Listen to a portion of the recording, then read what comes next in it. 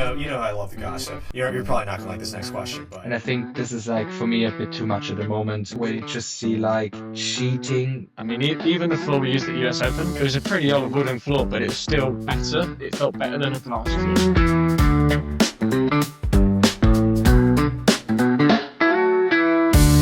Here we are for another edition of Boast About It. I'm here with Choi, who is himself a podcaster. This is the first time I've interviewed a podcaster. Sean, welcome to the show. Thank you for having me. I'm a bit all over the place right now. I haven't been interviewed before with this, so it's always been the flip side. We're the first, yeah. So you're usually in my seat, asking the softball questions in my case, and we're flipping the script on you. Hopefully I hold my own here. I think you will. I think you're going to do great. So when I started learning about you, Sean, I realized that you did not get your squash start in the United States of America. Yeah, that's true. I started in Korea when I was around 10 or 11. I was a swimmer before and then kind of transitioned over. And I think my dad had played squash. He went to, I think he got introduced to squash in Columbia. We went to business school here. And he was a tennis player. Columbia Business School, not the Columbia of the country. Yeah, no. Columbia Business School in New York, and I think he got introduced to there. And he was a tennis player before, so he always had a bit of a racket background. And then he thought squash, as niche of a sport it is, would be a great opportunity for me to kind of get his son involved in it. So yeah, that's how I got my introduction. Yeah, so I don't know what the squash scene's like in Seoul, Korea. I think you were in Seoul. Yeah, was in Seoul. Yeah. What's it like? It's very small. I mean, at the time when I started, I think it's a lot bigger now, and there are a lot of players who did similar routes to what I did, even before me, who went to boarding school in the United States and the East Coast to play squash more, and then they started in Korea. But yeah, it's very small. You kind of do the regional battle. It's a very small scale of what U.S. junior squash program is, but yeah, I think it's gotten a lot bigger now, and especially with how good the juniors are nowadays. Program's gotten bigger. But yeah, when I was starting, it was very small. At the time, I thought I was like the best player in the world. I was like the best. I think I was top 3 in Seoul, and then I got a rude awakening when I went to summer camp here, and then I realized I have a long ways to go. And then I think that got me a lot more intrigued into trying to get better, and hopefully there was an avenue to go to the States. We have Watanabe from Japan, right across the small ocean from Korea. Are there any South Koreans on the PSA Tour? This is interesting that you bring this. I think there are.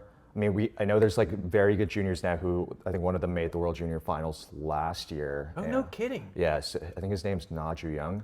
So he's, I think, a very big time player, and I think that his whole class of juniors are fantastic players. But I think it's interesting. I think there are pros in Korea, but the way the players are funded there, I think, is a bit different. I think the federation gives these players a set salary, which is actually not too bad.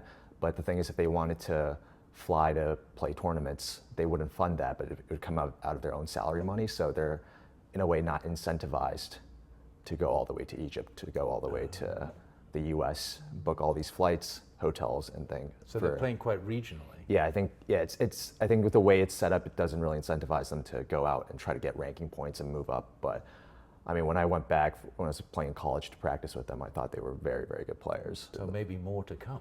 I think it's great that they're getting paid a very good salary there in South Korea, but in terms of trying to grow the sport in Korea, I think there's something to be said about that. So hopefully it structures it better for them to really branch out and play these tournaments, because I think they're fantastic players. Yeah, well, and at least I think the more countries playing the sport, the better. Yeah. Like I have seen Egypt with the top 7 spots of the top 10 way too many times, and then just the expected couple of countries. So when I see a Peruvian, or I see a Kiwi, or if I saw a Korean, I think that would be just fantastic. Yeah. Watanabe from Japan, I think absolutely. it's just fantastic. When you moved to the States, you went to boarding school here. Yeah. Did you come with your family, or did your family were like, yeah, no, you should just go to boarding school? My dad had also done boarding school. I think his family immigrated to the U.S., so he had done boarding school. So there was always a bit of an interest. And then at the time, there was a coach from I don't think it's I don't know if it's still there, but it's called Tog Academy.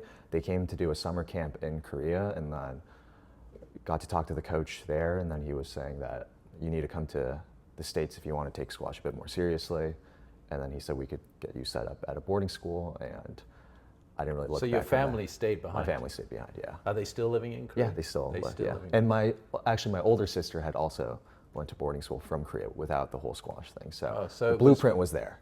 Yeah. So it was in the family dynamics Yeah. already, right? And then you went to Wesleyan. You played squash there. Yeah, I was very excited about going to Wesleyan because my sister also had went there. Oh, so again, Yeah. you sort of had a I path had a that was blueprint, well, yeah. And I think I'd visited her one of my senior year and had a blast over the weekend, and So I you're like, didn't really look back. "That And one." yeah, contacted the coach, and then and it yeah. was done. Yeah, and How'd you do on the team there? What did you play? Where was your I ranking? played one there. Oh, dude, I didn't know. Yeah. No. Wow, number one. Yeah. And how's Wesleyan's teams ranked? We were ranked always somewhere between 23 to 28. It's a good program. I made really my closest friends through the team that I still hang out with every day here in New York. So then you're graduating. You played number one. Did you ever think I could go pro? I think it may have gotten carried away. I think I had a very good freshman year. I was beating players that I don't think I should have been beating, and then I think I got a bit delusional about. And I think it's very interesting. So people at around my level, I think realistically, not to put a damper on it, but can't make it pro. But then with the intensity we play with, I think that you could potentially entertain the idea. But I think sophomore, junior, and especially with COVID, I think that was a reality check of me kind of taking a step back from squash in terms of, because I got so into it, I got a bit too obsessive over it. But yeah, I think that got me like thinking about what else I wanted to do with my life. In terms of rating, US squash rating, what sort of higher rating? I think I had hit around 6 at my senior year, and then I didn't have a senior year season because of COVID. Because of COVID. Yeah, nonetheless, I had a fantastic 3-year season there. So. Yeah. Where do you think your rating has to be if you're in that kind of college situation that you could realistically be like, yeah, I could go pro? I think you need to be in the top 5, top 6 teams, and you have to probably be playing top 3. And I do think so. I know that the college teams now it's a lot more depth heavy, Yeah. so it could be Maybe stretched it's to a bit 5, 6. broader Yeah. now, yeah. But at the time when I was playing, I think I think the depth was great. I think it was some fantastic players, but it was very top heavy with the likes of Victor, Yusuf. With Timmy was there around my time as well, Yeah. and Spencer and Andrew Douglas. So those guys were all leading the charge there. And Yeah. I can't forget Ali Abu as well. He's fantastic. Yeah. So many good players at some of those places. So you graduate and you decide to go to work, and I know that you're a podcaster, but I also know it's not the number one thing on LinkedIn. Yeah. I know it's an incredibly lucrative profession, but so I think you're a consultant now, right? Yeah, I do consultancy and more so like sales and new business verticals at my current company at Foresight Factory. We do work with like consumer trends and futures. We work with CPG companies, we work with sports companies, we work with all different types of companies. We kind of position and help with our data and also our expertise with consultants as well. In conjunction with that, you've decided to go into podcasting, and you were a writer for Squash Med. You do your own rally report. You also are a commentator for the National Squash League, the NSL. Did you decide to do those things because you're like, I'm not good enough to be a pro, but I can sure talk about the pros? Yeah, that's a very good question. There's so many different ways to answer that. I think I'm a huge fan, like a lot of people, of squash, and I actually went to high school with Ali Hussein, who is around, I think, top 50 right now. I was very close to him, and we were just talking about squash all day during high school, and I remember those conversations because he was good enough to be going pro. We were talking about the realities of it and all that talking you do behind the scenes with players, which is a lot more candid. Yeah. And also there was a bit of a buffer when I graduated and starting my job, and I've never felt more unproductive and restless during that 2-3 month period when you're at the high of graduating from college to being back home waiting for your job to start up or trying to find a job at that period. And I felt restless, and I've love sports. I love hearing press conferences. I love hearing interviews. And I think, I think with sports, you kind of follow along an athlete's journey. And from that, I think you become really big fans of the sport rather than I just love the sport. I think there's a huge appetite of like becoming a fan of a player and following their journey. And to do that, you need more interviews of players, getting to know the players. And I think that was a missing piece in squash. And I thought, hey, you know what? A lot of my peers around my age have just gone pro, and it would be great. And I think they'd be warm to me reaching out to them about potentially interviewing. And I thought very confidently that I could do a very good interview at the time, which if I look back at my first couple episodes, I want to delete those already right now. Yeah, so as someone who's done this as well, I agree. The first ones always suck. Yeah. But I mean, you're pretty good now. I mean, you got nothing but respect that I hear, and from what I've seen. I appreciate that, yeah. Yeah, it's pretty great. Are you still doing all three? I've stepped away from the writing component, but yeah, I'm still commentating for National Squash League, but yeah, still doing the Rally Report podcast. One of the things that's, I think, a conundrum for all of us is we're all going to agree squash is amazing. Like, yeah. It's just amazing. You make great friends, it's a sport for life, and you become incredibly passionate about it. But not a lot of people know about it. What would you say to someone who's sort of looking at this and who isn't so connected to the sport in that way? What would you say to them about how that could enrich their experience? Squash is difficult to me. I think squash, even as a big fan myself, I have friends who don't know squash, and trying to get them introduced to the sport, I recognize it's very confusing.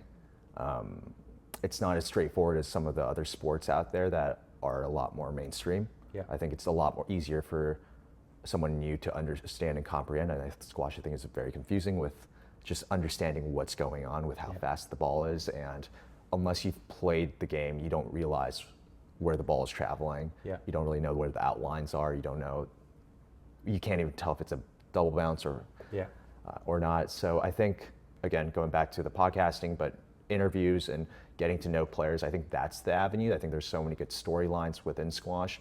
I look at a sport like F1 that got mainstreamed, especially through Netflix. And I thought when I got into that sport as well, I got into the drivers and the stories and the interviews that were being done within that documentary. And I always thought, if we have a blueprint like that for squash, where we actually get to know the players and the players aren't putting up a facade of trying to look their best, but open up candidly about what they think about certain things and not shying away from saying what they feel, I think that's when people start attaching themselves to. Put you on the spot for a second. What's a story that you've heard? I think you've done over 70 episodes now of the Rally Report, and you know all of these players. What's a story about one of these players that you really find deeply moving and compelling? Immediately, someone that comes to mind is George Parker. I know he just did another interview with Squash Player Magazine. I interviewed him earlier this year, I think around January, and I've always found him to be fascinating.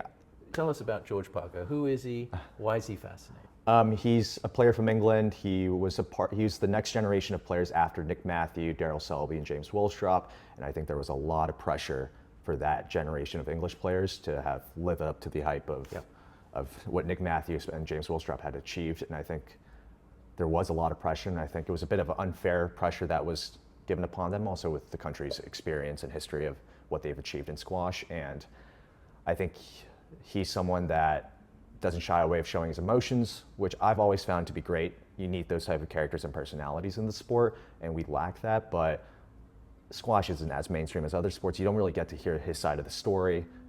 You only see as he says, the videos online that surface where he breaks and smashes rackets or loses in front of the refs, but you don't really get the whole context of it. Not a lot of people will watch like a 50, 25K, 50K. They won't watch the full match. They won't really understand the full story of what led to it. They'll just look at the very ending or the clips of him breaking a racket. And I've always found him to be interesting, and I did that interview with him, and he opened up about, ultimately, he takes ownership over his behavior, and the thing is, he loses control for a second, but he says that he only loses for a couple seconds and just happens to be captured on camera. And I think those are the type of players that if you were able to do an interview after, if you were able to do a press conference after for someone like him, not just the winners, where a lot of tournaments just interview the winners right after the match, but maybe get his side of the story.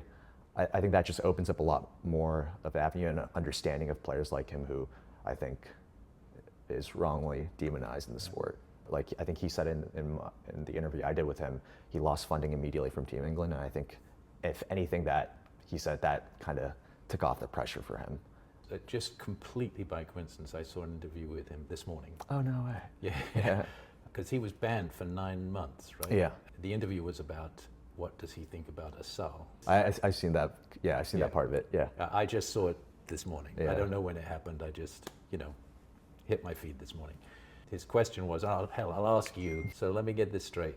I was emotional. I was wrong. I broke my racket. I didn't hurt anybody. Yeah. I got banned for 9 months. Asal is so good that he'll purposely not only hit a great shot, but block you from going to get it all the time. And he didn't say that he has been banned 3 times, he has, but he said, why isn't he treated in the same way that I am? Mm. What do you think? You're putting me on the spot here for this. I think Asal I think it's confusing to everyone.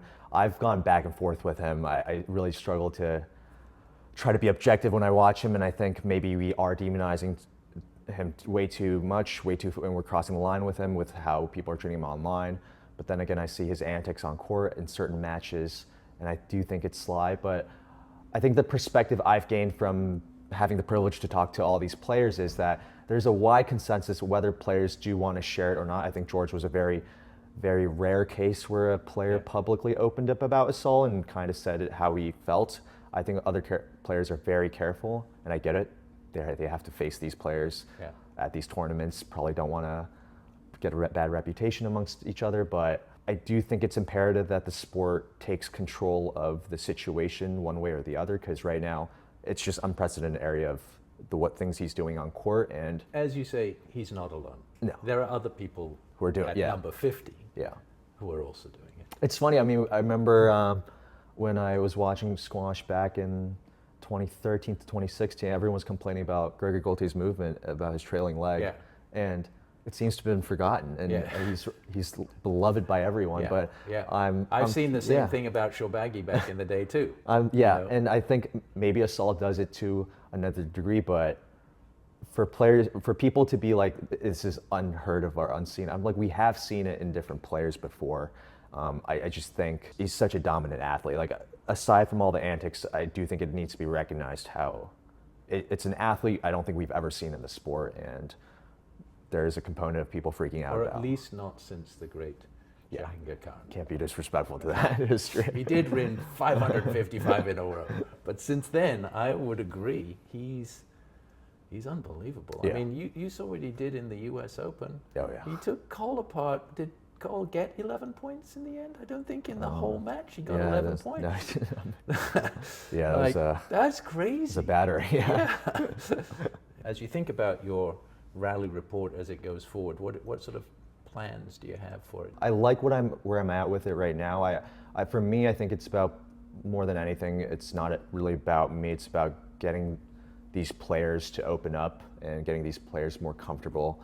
And I think I get the biggest joy when I do these episodes, when I do get a player who is unhinged and who says it how it is, and will at the end go like, that felt great. And then after I put it online, they'll be like, I think I might get banned for what I said there. And I think that's what we need more of in the sport. PSA, you should be watching. It's fantastic. But yeah, I've had difficulty getting the older players to jump on the podcast. I think a lot of the younger players, I think I've been building a rapport there. So I think they're a lot more inclined to jump on. And I think I've been hopefully building a good relationship with a lot of them. And I hope to kind of be able to go with this journey with them as they grow older as players. And I think maybe in 5-6 years, and they're in their 30s and they feel a lot more comfortable to say more things as they reflect on their time on tour. I think that'd be fantastic. And I just kind of want to document that process. I've had a couple players to come on a couple times, and I think that's the aim, to really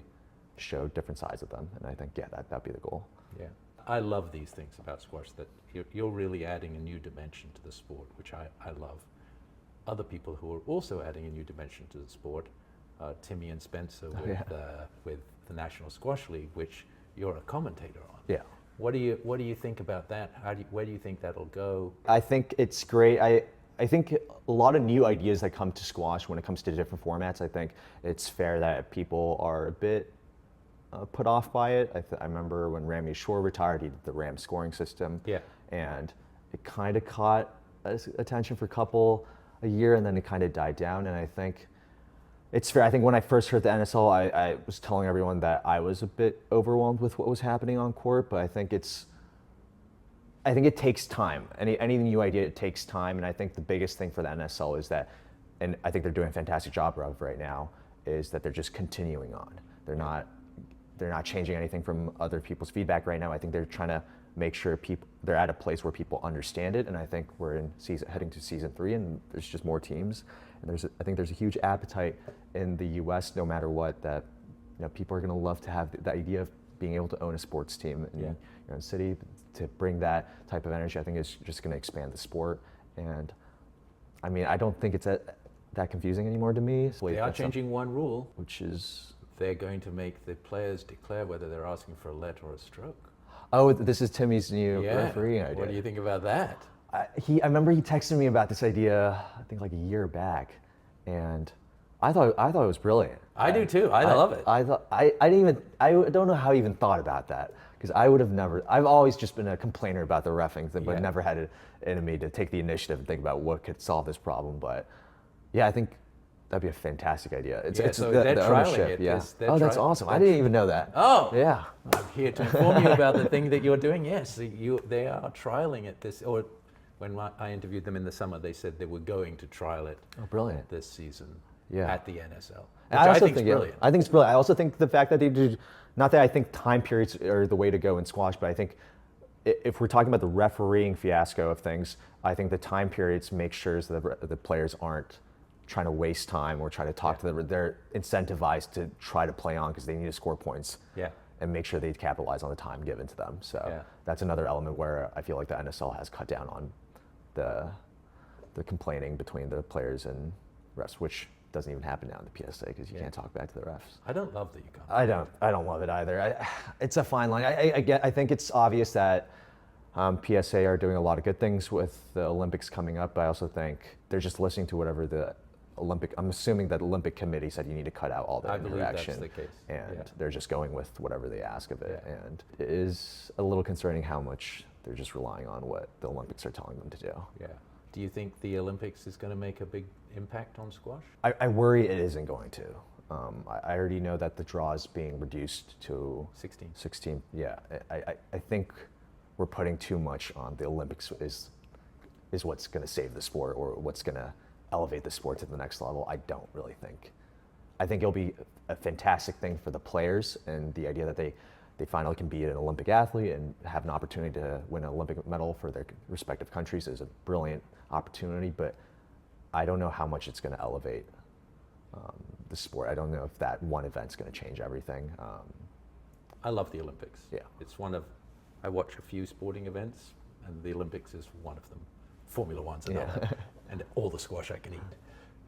But I agree with you that it's an exciting thing for someone who's already into squash. Yeah. And maybe it'll expose a few people to squash.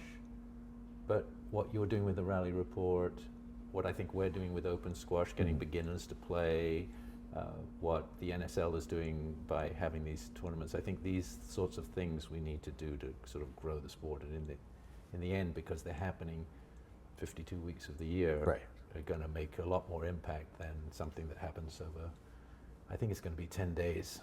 Right. One summer with 16 people, 32 because there's men and women. Right. And then we'll never hear from it. We'll never hear from it again. Yeah. So I think I agree with you, though I am very excited that someone will win an Olympic gold medal in squash. Absolutely. You going to go? Yeah, hopefully I'll. I mean, I'm going to try to interview. Going to try to interview the players. I think I'm just going to go there as a fan and just enjoy the squash I get to see, and I think in LA it'll be fantastic. Well, I'm going to go and try to interview the players. Oh, so brilliant. I think you should come with me. We should try, Do it. try and double team them. Sounds good to me. John, it's great Thank chatting you, with no, you. Thank you appreciate so it. much. Yeah. It's great to see what you're doing. Thank you. Thank you. No, thank you for having me. This is a blast. Thank you.